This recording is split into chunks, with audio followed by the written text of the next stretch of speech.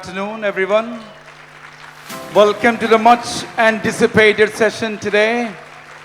Stumped, live behind and beyond the 22 yards, powered by the Asian Paints. It's an honor to introduce Syed Kirmani, a cricketing legend and a key figure in India's 1983 World Cup victory. His autobiography, Stumped, offers an inspiring look at his life and beyond cricket. Joining him is, in conversation with Shashi Tharoor. Dr. Shashi Tharoor doesn't require any introduction over here. It would be presumptuous of me to introduce him here. Ladies and gentlemen, please join me in welcoming both of them.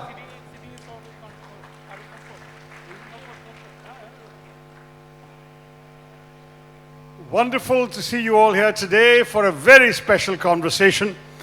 It's a fanboy moment for me because I first heard of Syed Hussain Kirmani way back in 1967 when I was an 11-year-old schoolboy and he was turning out for the Indian team in London, the Indian schoolboys team. It's the only schoolboy team I ever followed, but it was just an amazing, amazing performance by that. They won everything.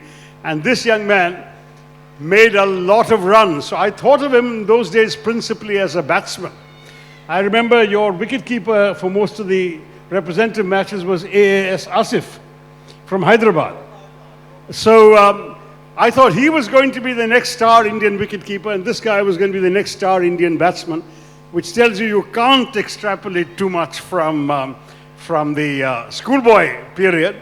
But he then went on to become, as we all know, within 4 years, he was keeping wickets for India in the county games in the 1971 tour of England, where Farooq Engineer played the test matches and let Kirmani do all the hard work in the other matches.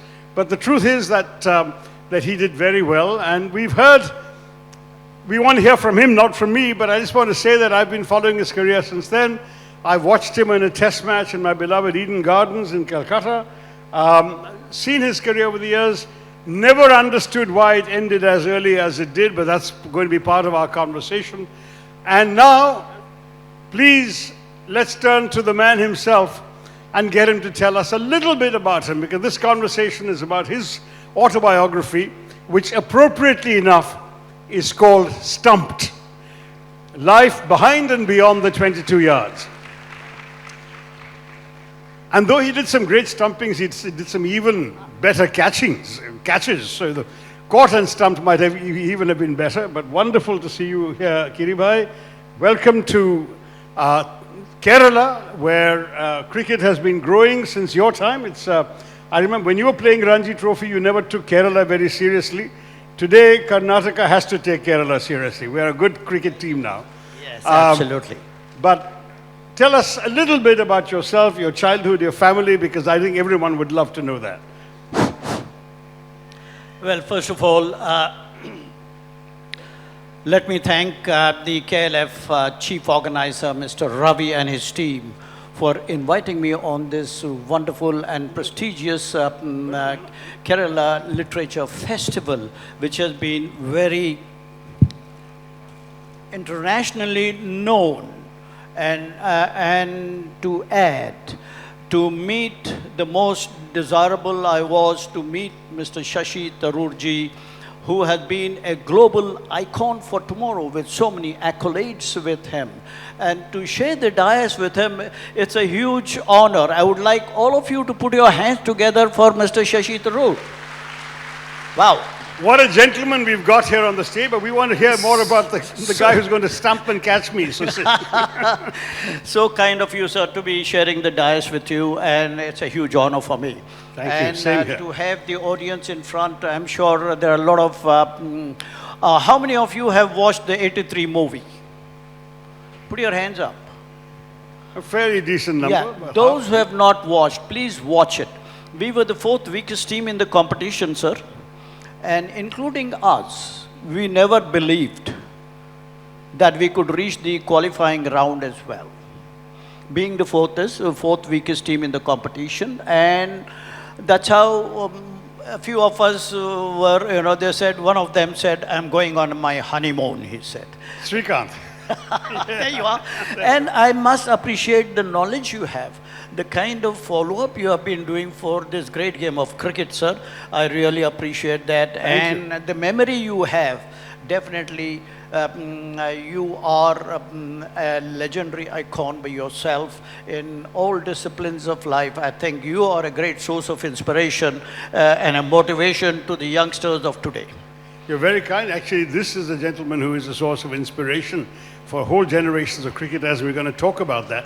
But you still haven't answered my question. Tell the audience when you were born, where you were born, what kind of family, how you grew up, Yes. what the early challenges were, because that's worth hearing about, and I'd rather you told it. Yes.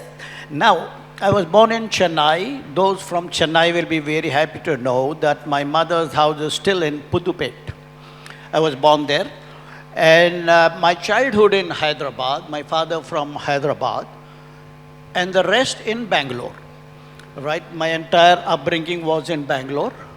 And my schooling, everything. My father was transferred from Hyderabad when he was in the Nizam's government. During the bifurcation of the government and the state reorganization, way back in 1956 it happened. And I was just about 6 years old, and I joined my parents, my father, in, it was called Mysore State then. So from 7 years onwards, I was in Bangalore, and my entire upbringing, everything was from Bangalore. St. Joseph's Indian High School was my school, and this is where everything started with me. It's all in this book called Stumped. You can go through the details of it. If I say it all, you may not enjoy reading this book. Right, but I will. I think some details are worth pointing out. You were a sportsman, a naturally gifted sportsman in many fields. But for example, you couldn't afford a pair of canvas shoes. And you were running barefoot, you were playing many sports barefoot. And when he started playing cricket, this is really worth telling. They had a bunch of kids in the area where he was living. And because he was the youngest, they made him be the wicketkeeper. No one wanted to be wicketkeeper. And what did you use for your first wicket-keeping gloves? Tell them. Yes, being the youngest in that team, we had a cork ball and a Don Bradman bat. I didn't know who Don Bradman was at that time, being the youngest. And there were 3 bamboo sticks as stumps and a big boulder for the bowling area. And the captain, who announced himself as the captain, he was the senior most. He probably owned the bat. So he said, "Oh, go and stop the ball." He said, "Cork ball. Now what do I do? How do I stop the cork ball?" And he was trying to emulate Wes Hall of West Indies. Bowling my fast, God, long ferocious run-out. looking West Indian fast bowler, right? So he was trying to emulate him, and he would run from some far distance and bowl with the cork ball. And how do I stop the cork ball? I'll break my fingers. So I looked left and right, saw a heap of bricks. Picked up 2 bricks, one on the off side, one on the leg side. I broke a lot of bricks. I got fired by the contractor who was building, constructing houses there. So bricks were my first glove, which started where I started my wicket keeping. When I went for my school junior selection in St. Joseph's Indian High School, all the kids went and opened the kit bag which was given by the school. One took the bat, pads, gloves, this and that. When I reached and opened the kit bag, I saw only wicket-keeping gloves. I was like, wow, these gloves look better than the bricks. So that's how I picked up those gloves. Nobody told me. In my time, there was nobody to tell me what sort of talent I had, what sort of goals one should have, how I should be inspired, etc., etc., etc. So this was the sporting extra blood running into my veins. Obviously, I was carrying the genes of my parents. Right. My father, I was told he was a good athlete. My mother was a good ball badminton player in their school days. I don't know what sort of school days they had those times, 1930s, etc., Sir Ji. So on those lines, I suppose that extra gush of sporting blood was running into me. My father was discouraging. Yep. He said, being a government employee, he said, pado, pado, pado. Degree lyo, government ki naukri lyo. So he was a government employee, a stenographer. The current era of kids don't know what stenography is now. You see, he was a shorthand thing to the one of the ministers then. And the way he grilled my head, pado, pado, pado. Graduate bano or naukri lyo, due to which grilling, I lost my hair very quickly. So on those lines, this is how on the sly I used to take part in sporting activities at St. Joseph's. My first sport, sir, was athletics. Yep. Barefoot. Ran 100 meters, 200 meters, and got selected for the relay team for the St. Joseph's, all barefooted. I played hockey, football, athletics, all barefooted, where my father could not afford canvas shoes because of his meager salary. You know, where I could not ask my father, my colleagues are having spikes running at the relay team, they are having hockey shoes, boots, football. No, I couldn't ask him.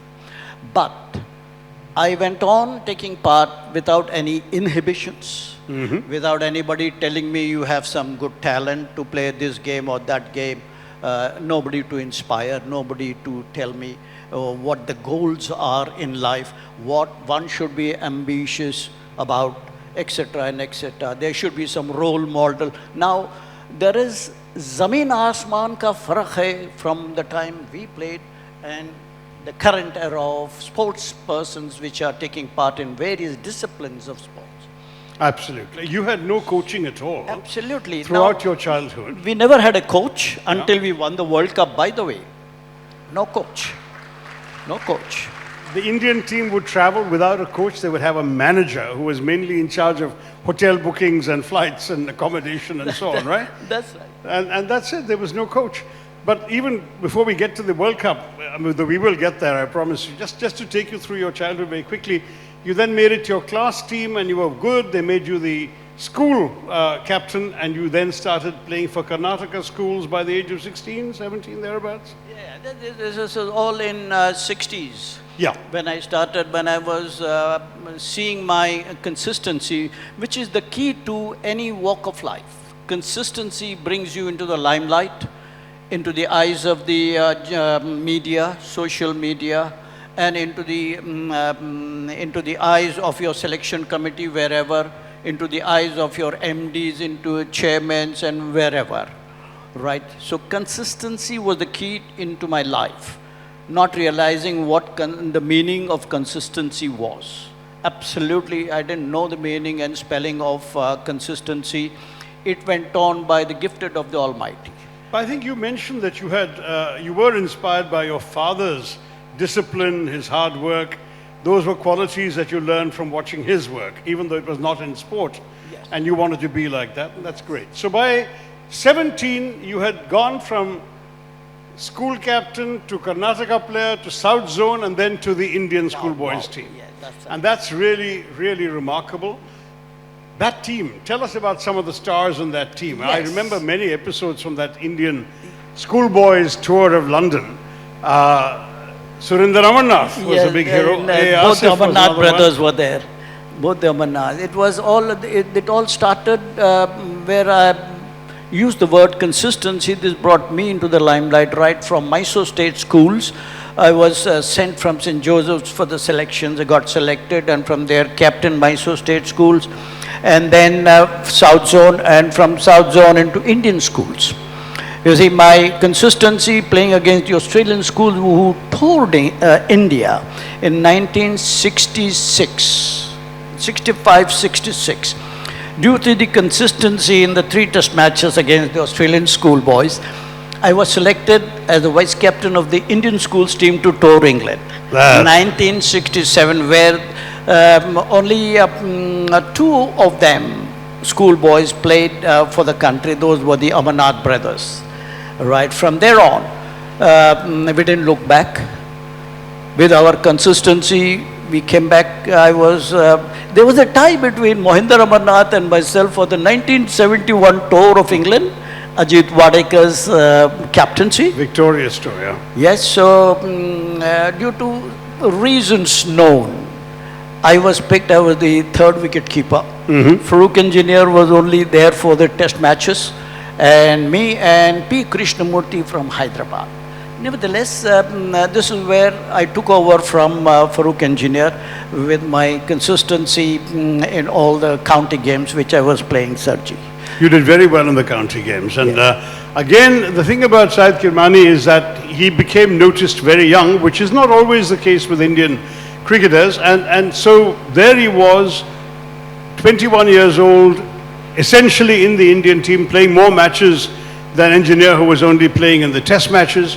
And then what's happened? It took you another 5 years to make your test debut. What went wrong? Yes, obviously, you see, now the Board of Control for Cricket in India couldn't overlook the flamboyant and the handsome Farooq Engineer, who was an opening batsman and who played for very long. I think he played about 40 plus test matches for the country, and they couldn't overlook him because I was the youngest in the team at that time. And I was playing the county games and looking into my consistency again. So I was kept in the team from 71 to 75. Apparently at that 76, Farooq's testimonial was organized by Lancashire, where he was playing for that county. So he was not available. So that was, and I was gaining a lot of experience between 75 and 71 to 75. This was the grooming period I went into, and I was very confident to take on the gloves of Farooq Engineer. And Now, earlier, of course, you had been sort of groomed by Budhi Kundaran, right, in the Karnataka team? Was that right? He was the first one who gave you an opportunity to keep wickets in Karnataka?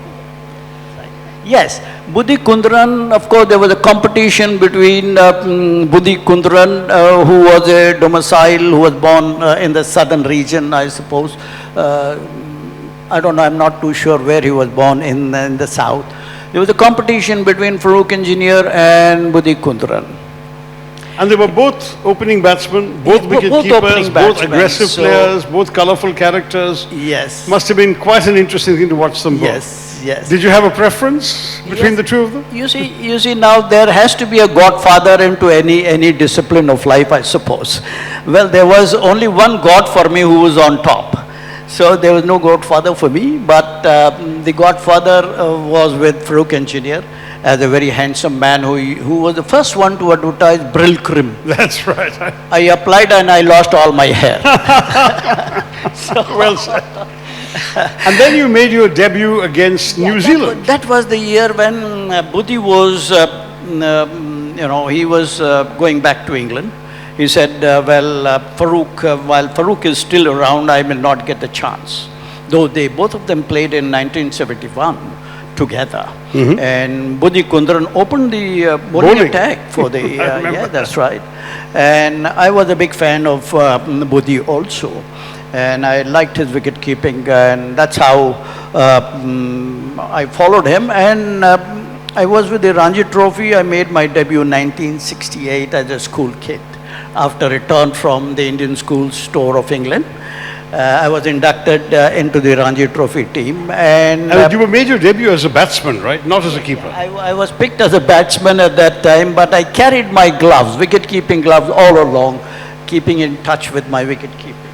You see, the best thing for me, how I became a reasonably okay wicket-keeper was right from my tender school days. Right. My wicket-keeping ability was recognized and identified by K.K. Tarapur, who was the nets in charge for the Ranji Trophy. He used to pick me up from home as a school kid, unofficially take me into the nets to keep the wickets to the likes of B.S. Chandrasekhar, Erapalli Prasanna, who had already played for the country. So they gave me the wicket-keeping standards, and when I played for the country, it was Bishan Bedi and Venkat Raghavan again. Right.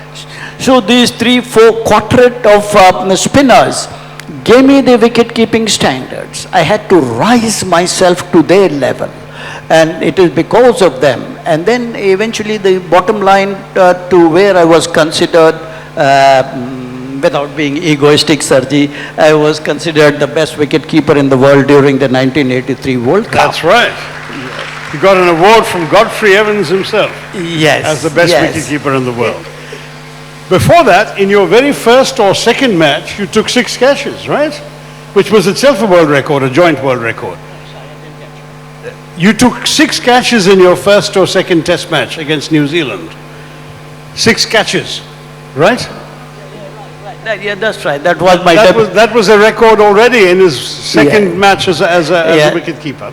Now, tell me, Kiri, you then, of course, played in the World Cup, and there's a big thing, but between that debut and the World Cup, you lost your place in the side. Why was that? What happened? What went wrong? You see, it's just that you're referring to the World Cup match, or Before the World, between 76 when you made your debut for India and 83 when you were a hero of the World Cup, there was a period when you lost your place in the team. Why was that? When you were not selected for the team. that was the 74 series you're referring to, or? No, after the 76 debut, I think you played against Australia, you did well, and then what happened? Why were you dropped? You were not on the side in 79, 80, 81, why? Well, you see, now, 79 was my first drop. 1979, though my performance was up to the mark, but you know, as things happen, how can I use the word politics now? I don't want to use the word politics right now, because there have been cases where once you get tired of seeing somebody, they want to get rid of you and give chance to the other wicket keepers or whatever. So it was my very good friend from Chennai, Bharat Reddy, was there. So he was inducted into the Indian team, and I was dropped 1979. And the media also, with due respects to the media, there was one media person who was very personal, and he was writing and publishing my photographs, wrongly. Somebody else is dropping a catch in the slip area, he would publish my photograph and say, Kirmani drops a catch. So he was building that platform for the readers, by and large, in public, to say this is the reason why Kirmani was dropped. So I had to confront him. I said, either you are bought, or you are jealous, or you are prejudiced. Why are you writing against me? Why are you writing such diabolic statements about me? So he didn't answer, and according to the write-ups, it was followed very closely, and I was dropped 1979. That was the second World Cup and the tour to England. Right? The greater details are all in this book. Okay? So now the story untold in this book is the true facts, without any prejudice or without any injuring the feelings of my colleagues or my... Yeah, you don't even mention this journalist in your book. I'm not clear. That's why it says Stumped. So people should know why this guy is Stumped. So the stories are all there, how I was dropped, why I was dropped, ye kya hua, kaise hua, kyun hua. That's a good lyric from a Hindi song. But coming back to 83, the World Cup, that was quite and Kiri had a very major role in actually ensuring we got to the knockout stages, because you were the silent partner, as it were, in that spectacular innings by Kapil Dev, which I consider the greatest ODI innings of all time, where Kiri came in with India 140 for 8, which would not have been a halfway decent total against Zimbabwe. Kapil was batting not yet 50, I think, at that time, and Kiri stayed with him for a 126-run partnership. Kapil made the then world record score of 175 not out, and we beat Zimbabwe and qualified with the next match for the knockouts. Now, what's amazing about all of this is that you had been an outstanding schoolboy batsman, but while concentrating on your wicket keeping, had you neglected your batting till then? Well, sir, I suppose one has to be an all-rounder. Yeah. In all aspects of the game. So I used to practice every aspect of the game. Without the gloves, I've gone onto the field also taking catches and sliding. In our time, there was no sliding. There was no coach who could tell us how to slide, dive, etc. This was all gifted, right? So on those bases, I think those who have seen the 83 movie there, Ranveer Singh, the ball hits the washroom and he comes out, kya ho raha hai bol ke. That scene is there, but that's not the actual scene which was told to these the duplicate actors who did our role in that movie, sir. Right. So that the story goes like this. So when I had 2 days with these all these preparation of the 83 movie, and the wicketkeeper in that, especially he was calling me up, seeing the. Footage of the 83 also, my mannerisms, etc. and etc. Nevertheless, not to go into the greater details of it, normally I don't get batting. Right. Right. The all-rounders were considered before me. They never considered me as an all-rounder. Okay. So on that count, I was relaxed in the dressing room, at Tunbridge Wells, where this was a very crucial match for the Indian team to qualify into the knockout stage. Right. So I took it for granted. We had a great lineup, batting lineup, right from 1 to until 7, 8, right. So I was relaxed with a towel tied around me, preparing for a good shower, a good breakfast, and then come and watch my top batsman score 100 plus not out, etc. and etc. Within half an hour, I heard a shout from outside. One of the players, "Hey, Kiri, pad up yaar," bol ke pukara. I was wondering, normally they pull your leg, they play pranks. They make you pad up when you come outside. Arey, 100 for Nola se yaar, mere ko kyun pad up karwaya? Like that it goes. So I ignored that. Within 3 minutes, a very serious call came up. Arey, kya kar raha hai yaar, pad up yaar?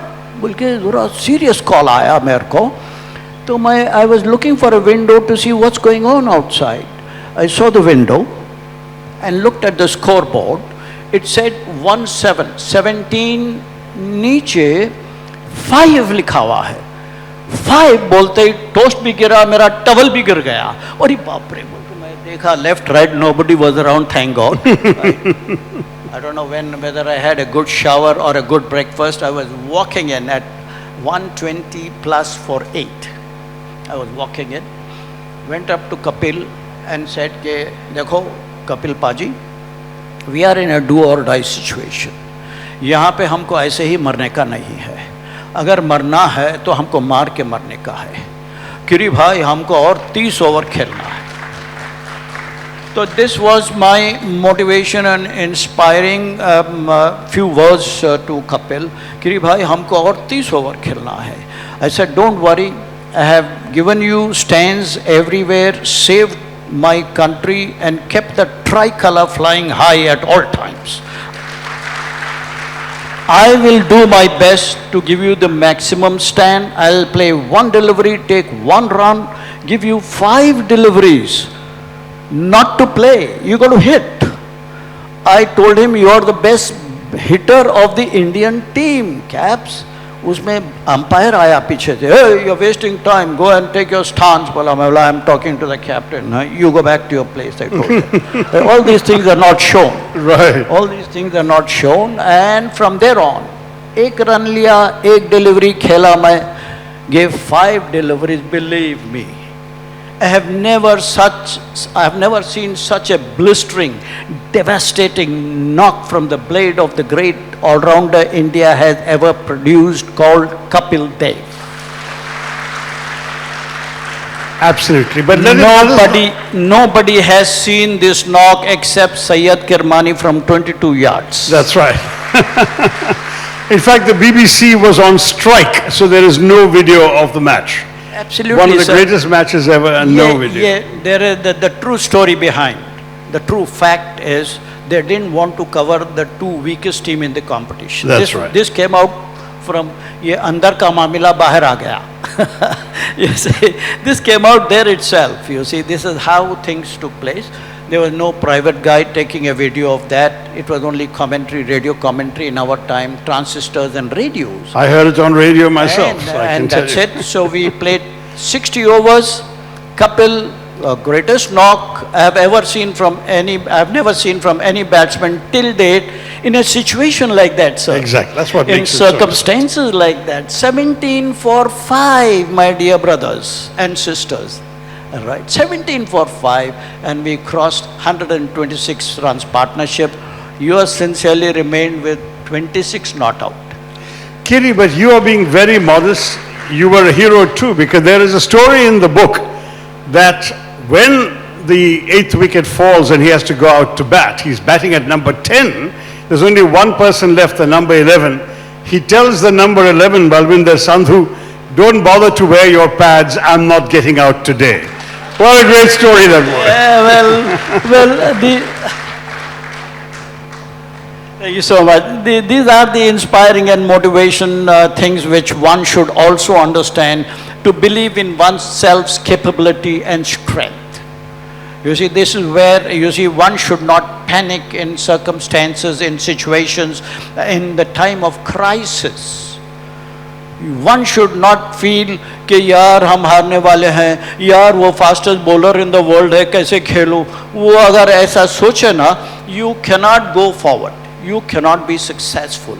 You got to tell yourself, hey man, I cannot let my country down. I cannot let my institution down. I will do my best to keep my country flying high, my tricolor flying high, my institution flying high, etc. and etc. This is how one should have the attitude and approach towards life. Never give up. No giving up, my dear friends. No giving up. You got to fight. And here is a classic example. Here is a legend, and he is an iconic figure in front of you. We have heard him, we have been watching him, and he has been a great source of inspiration to all of us, all the cricketers in fact. I could say, I could go a little ahead. All disciplines of sports, all disciplines, all walks of life, he has been a tower behind all those who are aiming to do honors to their respective countries. You're far too kind, but this is about you, not about me. Let me come back to you in a minute. 83 World Cup, and he actually went on to score 2 test centuries for India, batting fairly low down. I think one of them is still a record partnership as well. I've seen you bat. I think you're a terrific batsman, very effective. But again, in 1986, when you are just about 35, 36 years old, you are dropped again. What reason was given? Were you ever given a reason? Did anybody call you and say, Kiri, thanks, but you know, it's time for us to move on? And why? Why did they drop you?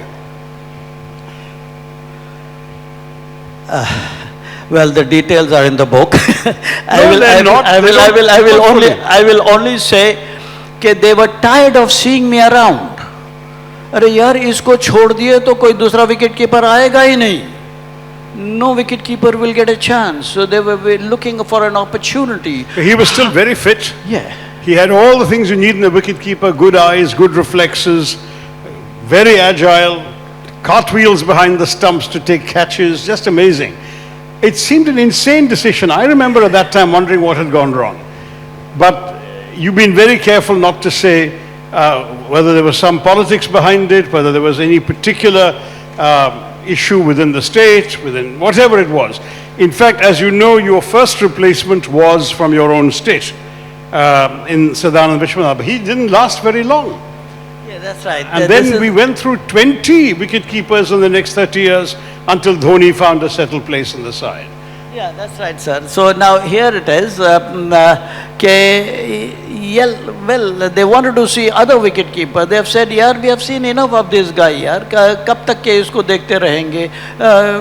इसको छोड़ दिया तो ये सबके records भी तोड़ देगा और दूसरे कोई विकेट कीपर तो आएंगे भी नहीं." तो इस बिना पर मेरे को they said कि भाई either you announce your retirement. They said that. From yes, I was told directly on my face. Either you retire from the state, or otherwise we'll drop you. मैं बोला, the only thing in my hands was not to announce That's my right. retirement. Why should I announce when I'm still good, when I'm still honoring my state, when I'm still honoring my country? Why should I announce my retirement? अगर आपको drop करना है, please go ahead. अभी all these words were not said. So I was quiet, only my performance was speaking. I was taking everything in my stride, not to give up, carry on. Right? A wicket keeper from Karnataka who had not even represented the state, who was in the reserves, right? He was made a wicket keeper in the South Zone team. My gosh. One last question, then they will move up to audience interaction, see what they want to ask. And that last question is, you yourself briefly served as a selector, right, for the Indian cricket team? Weren't you a selector for briefly, Kiri? Weren't you a selector briefly for the Indian cricket team? What was your experience as a selector? Since you've been a victim of the behavior of certain selection committees, I'm just curious as to what your own experience was as a selector. Well, I'm stumped right now, sir. Were you under pressure as a selector? No, I have never been under pressure at all in my life. Never succumbed to the pressures which I came across. You see, now my own colleagues became my selection committee when I was still going strong, and apparently it might have gone into their minds, yaar, hum khel nahi sake, why should we allow this guy to continue? If they've retired, you can retire. There it is. But you were not even tired, so how could you be retired? So this is where I was victimized, apparently. You see, and all the 5 selectors, right from 86 to 93, I did everything to honor my country, but they had put a huge lock and they threw the key into the ocean. Now, where do I find the key in the ocean? So these were the things which I faced in my life, in my every institution I was employed also with. You see, these were the things. अरे इसको छोड़ दिए तो ये हमारे से आगे निकल जाएगा. तो इसको यहीं पे they were finding an excuse to see me off from the cricketing scene. They could not find any other reason. You know, I took a brilliant catch of Alan Border in Australia, 86 I'm talking about. Yes, I remember that catch. That's where they closed my career, right? And I just stood up after that somersault, which was by Channel 9 used to play that to start their channel, classic catch. So that this hit the ego. You see, now to be very little blatant on this, the 3-letter word EGO is a global problem. If you ask me, I can stand corrected on that. You know? So on that count, I just shook my ankle like this, and that was the cue. Big headlines in Brisbane: injured Kirmani may have to go home. आ गया paper में, वो है मेरी cutting है. I don't know whether it is published in this book at all or not. No. So no. that is where they closed my career in 86 and never got me back into the Indian team to honor the country. Let me say there are some very moving and interesting anecdotes in the book, including when his father was ill and he was under pressure to go back, and he prayed and stayed on and continued his career, put the country before family. Lots of interesting stories, but right now we'll open it up to the audience. If there are questions, yes, sir. Is there a mic for the audience? As gentlemen, please stand up so they can see where to give the mic. Excellent, thank you. The young lady is coming around. If you can move a little closer towards the aisle, that will be helpful. Yep, thanks. Hello. Hi. Honored to be here. I don't live in India, so I'm here on holiday. I just chance to be here at the same time and witness this interaction. Syed sir, thank you for all the things that you kind of mentioned. Just continuing on the last thing that you kind of spoke about ego and politics and all that, and there's a question that every Malayali might have. I know Mr. Tharoor's point of view on this potentially because I follow you on Twitter. What do you think Sanju Samson should do to actually get a place consistently in the Indian squad? Great question. So you have to answer it because my answer is already known. What exactly was that question he asked? Sanju Samson. What should Sanju Samson do to what? Sanju Samson, हमारे cricket team में, Kerala के, who's playing for India now in T20s. What should Sanju Samson do to get a regular place in the Indian side? Well. I think I have been stumping guys on the field now. I'm being stumped off the field now.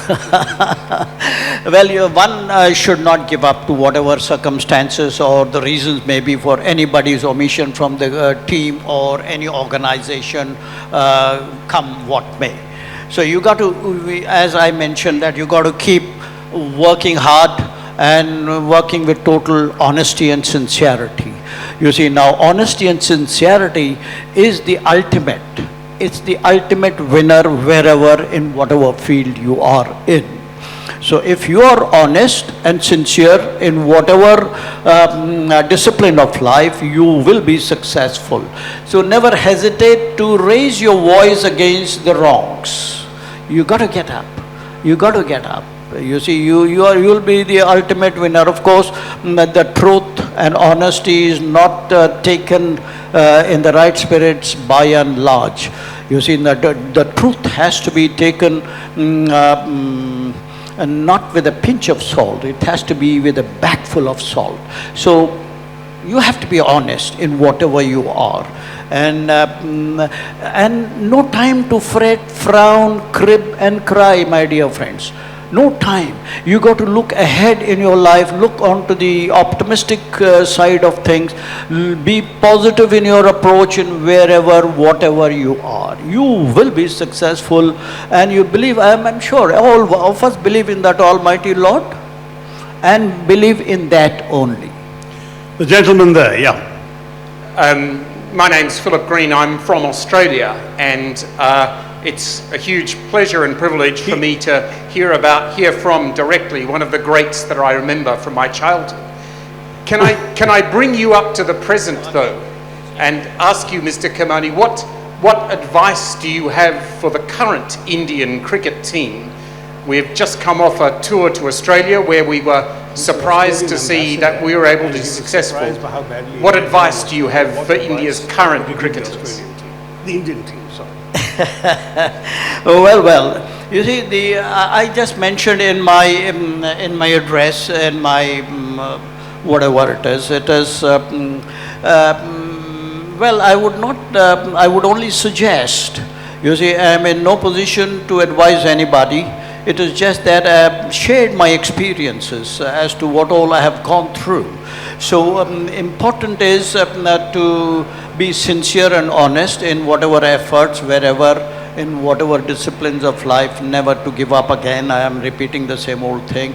And this is, and to respect one another's good efforts. That is important. You see, and don't be critical about if somebody, and now the current scenario in sports is, it's not played in the right spirit of the sport, if you ask me.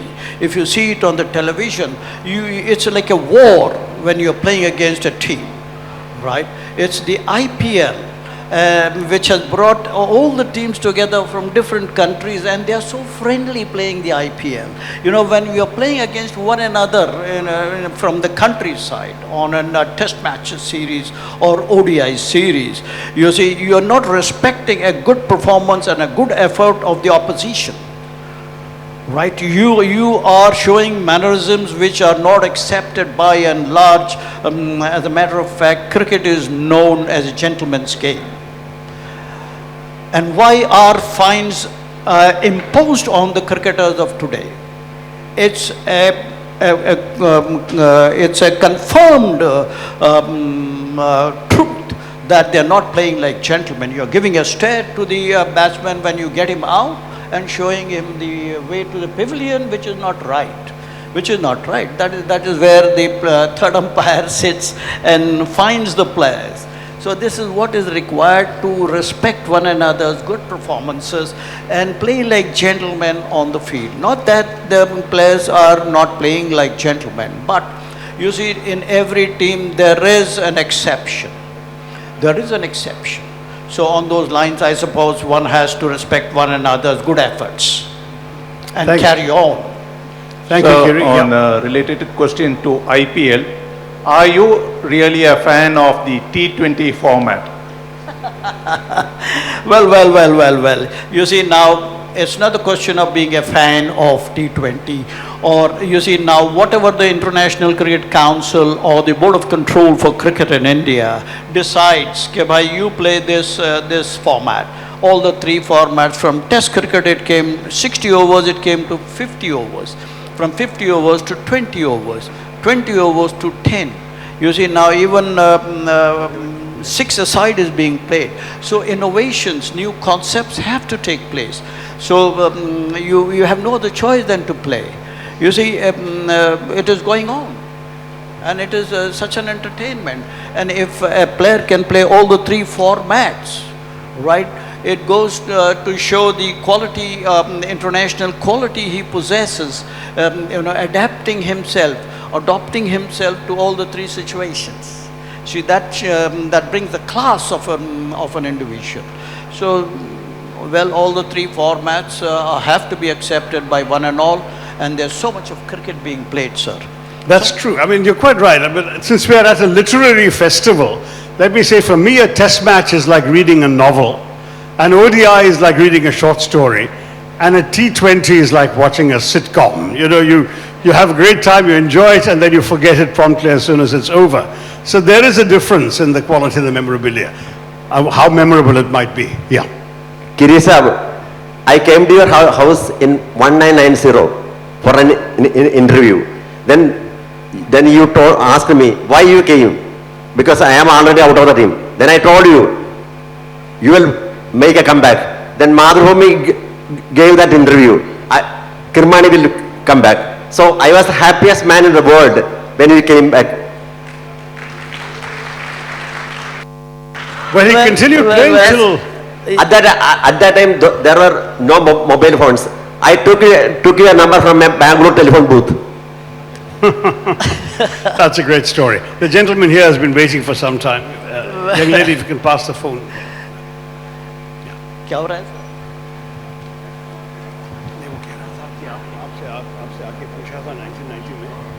Go ahead, go ahead. Yeah. Hello, sir.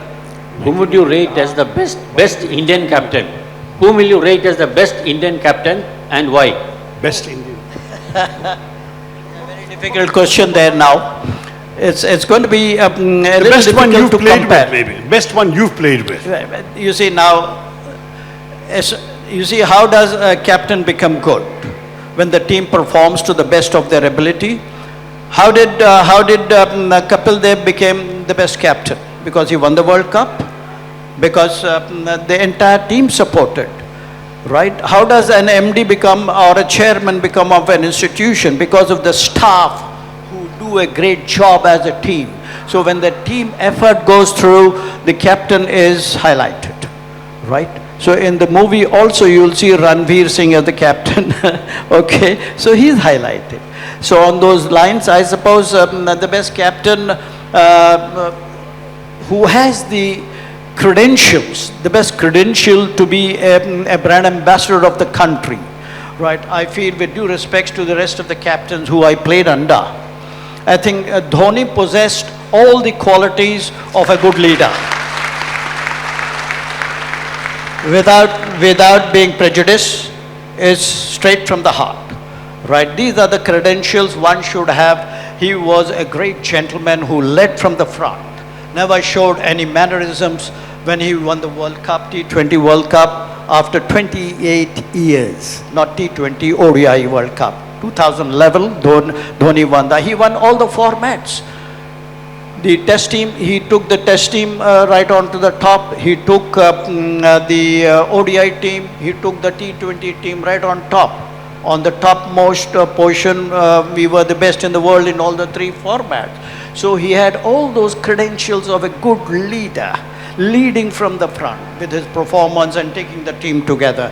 That's where these are the qualities which a captain should possess. But let me add to that, having said all that, not every individual will be the same, right? So not all are, it cannot be compared. Each one had their own positives, each one had their own negatives accordingly.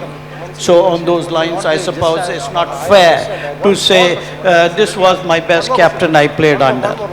Okay, that'll have to be the last question. I'm told we're out of time. Yeah. Great to see you both on the stage, actually, Shashi Tharoor ji and Kirmani ji. I'm a politician, I'm a BJP member. I want to ask two questions. One is personal to Kirmani, like that, who is difficult to keep? You kept, I mean, who is a difficult bowler to keep against? So is it fast bowlers? Hello?